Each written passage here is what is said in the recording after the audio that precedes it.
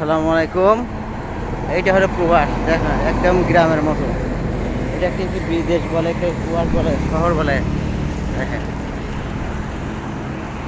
আল্লাহ।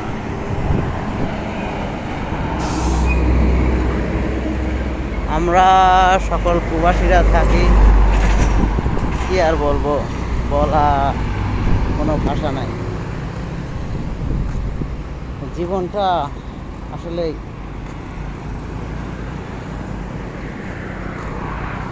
শুধু যুদ্ধক্ষেত্র মাত্র।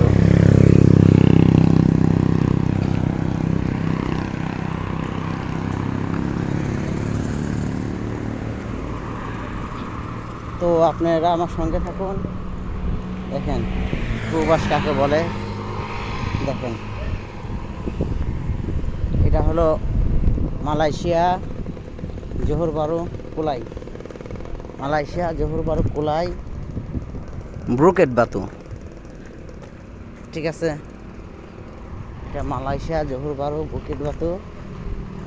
আর আপনারা আমার সঙ্গে থাকুন। দেখেন এটা কি বাংলাদেশের সাথে উন্নত?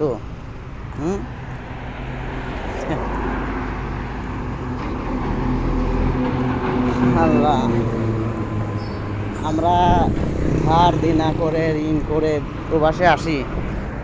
এখানে যতটুকু পরিশ্রম করি, ততটা পরিশ্রম যদি বাংলাদেশে করতাম, তাহলে হয়তো এতটা দুঃখ কষ্ট থাকতো না। ঠিক আছে, দেখেন কী অবস্থা। রেস্টুরেন্ট, রাস্তার পাশে রেস্টুরেন্ট। আমাদের বাংলাদেশে এরকম খোলামেলা রেস্টুরেন্ট হলে পরে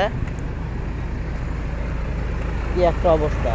আমাদের বাংলাদেশে যদি একটা সিঙ্গাড়া বড়া পুরীর দোকান দেওয়া হয় আপনার, তারপরে সেটা গ্লাস দাটকান থাকে। আর এখানে দেখো রেস্টুরেন্ট খোলা, রোডের সামনে খোলা, আবারও তার মধ্যে খায়। দেখেন একটা বিষয় ভালো, দেশের ফল কেউ লাগে না। আপনি দেখেন নারিকেল গাছে অনেক নারিকেল নিচে আছে, তারপরেও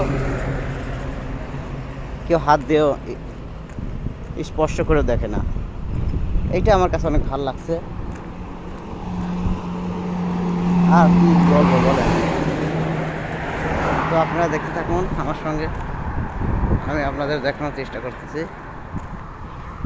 আমি পাবনার ছেলে, আমার বাসা পাবনা সাতিয়া থানা, মেন সাতিয়া। আমি থাকি পাবনা সাতিয়া ফ্লাওয়ার ইউনিয়ন, ফুলবাড়িতে থাকি। ঠিক আছে, এই দেখেন সবার রাষ্ট্রীয় পতাকা, মালয়েশিয়ার রাষ্ট্রীয় পতাকা। দেখেন কী অবস্থা। জীবন জীবন আর জীবন নেই, শুধু বেদনার মধ্যে আছি ভাই। এইটা হাঁটতেছি আর আপনাদের সঙ্গে কিছু রাস্তাঘাট শেয়ার করতেছি। এই দেখেন এই হলো ডাবের দোকান, ডাব, ফল, এখানে সব কিছু বিক্রি হয়। এইটা মসজিদ, এই সবাই নামাজ পড়তে যাচ্ছে, আমি মাঠের থেকে আসলাম।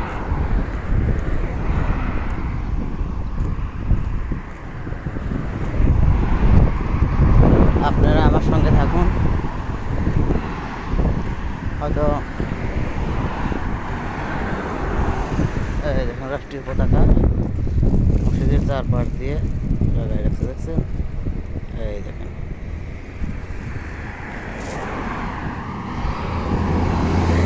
এগুলো মার্কেট, ওইটা হলো 99 মার্কেট। ঠিক আছে, মার্কেট, মার্কেটের সামনে দিয়ে যাচ্ছি ফকিরের মতো। এখানে আমরা মিসকিন, দেশে যতই এইভাবে রাজাহারা থাকি আর যাই করি, এখানে মিসকিন থেকে খারাপ। এদেশে বাঙালির মূল্যায়ন কম।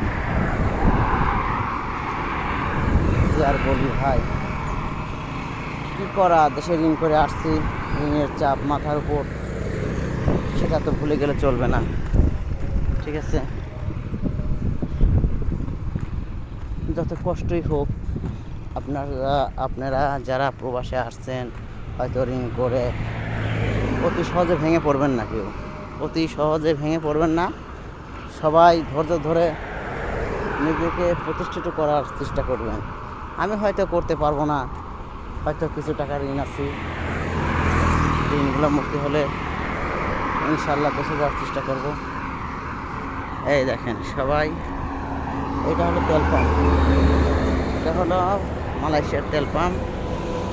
এই দেখেন তেল পাম্প, গাড়ি তেল পাম্পে ঢুকবে। এই যে গাড়ির মধ্যে মোটর বাইক, এই দেখেন কীভাবে সাজাইছে, এই সব রাষ্ট্রীয় পতাকা দেখেন, দেখছেন কি আল্লাহ, এখানকার কালচার আর কি বলবো, সব জায়গায় রাষ্ট্রীয় পতাকা।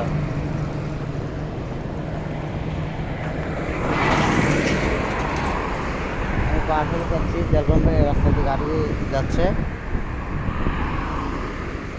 অনেক গাড়ির চাপ আছে, তো দেখা যাক কি হয়।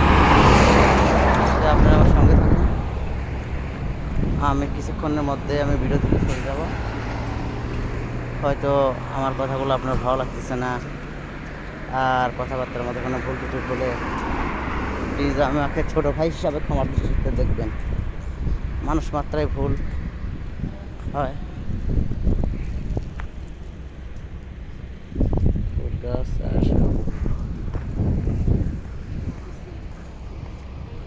কি অবস্থা গো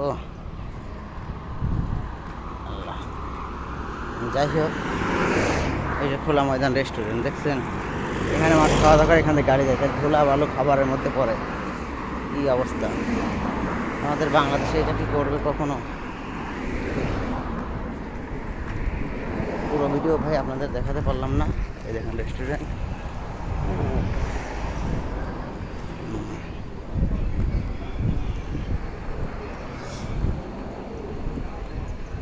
এই দেখেন রেস্টুরেন্ট, সবাই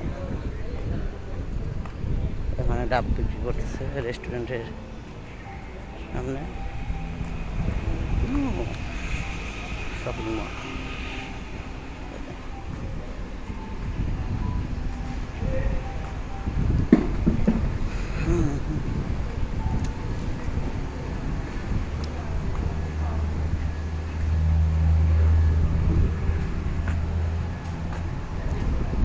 আল্লাহ তুমি রক্ষা করো সবাইকে।